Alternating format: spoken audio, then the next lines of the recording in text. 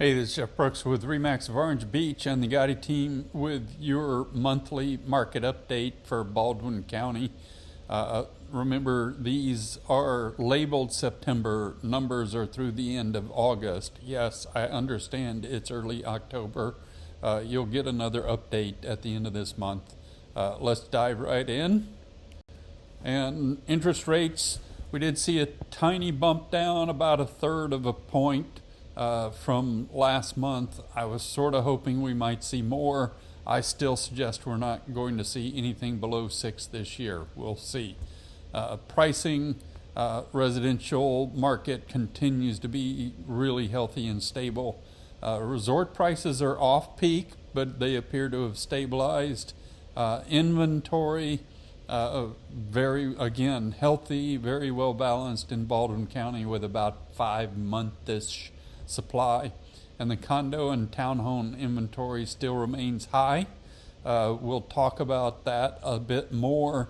I don't expect to see any price changes in that segment until there's another event, and up or down will depend on what that event is. Here's your long run view or 1-year view of the interest rates, and you can see that slight dip down over the last couple of months. Here is the volume through August for Baldwin County. At the top, you've got your single family residence at about $234 million worth of property being sold, and at the bottom, you've got your condos.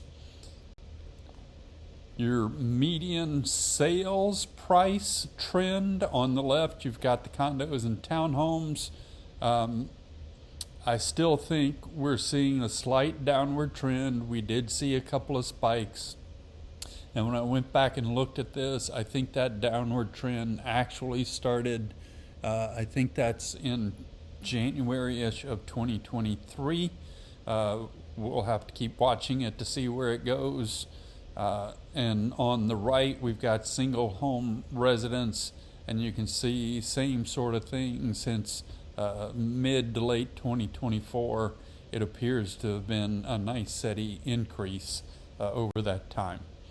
Inventory, it did dip a little bit, and again, I'm hoping we've seen the peak and it starts to come down, but we still have roughly 12 months with about 1,200 of them out there and about 100 or just over 100 closing each month. That's been pretty consistent for quite some time now, and you can see there's still almost 600 available in Orange Beach, around 400-ish in Gulf Shores, and just over 100 in Fort Morgan. On the flip side, you look over here to the single family residence. 462 closed in August with 515 pending, so we should see a slight uptick in closures in September, and about 2,100 properties available for sale.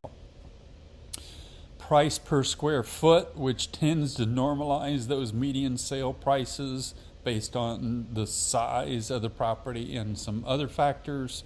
You can see on the left, condo and townhome appears to be fairly stable for quite some time now. Yes, up and down, but no trend up or down. And you can see on the right, that trend for single family resident per square foot has been going up for quite some time now, since like 2022. What does this all mean, or the summary?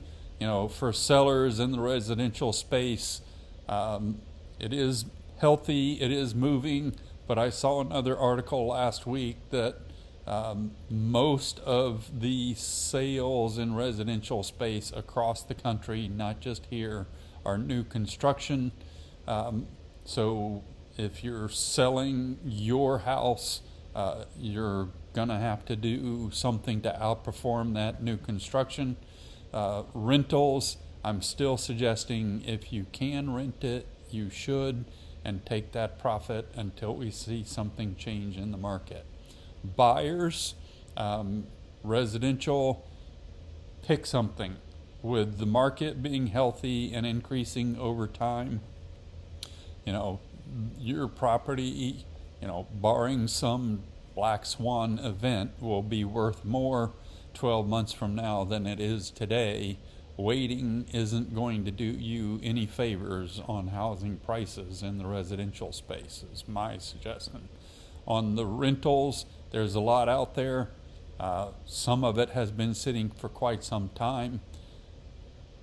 Don't care what they've got it listed at.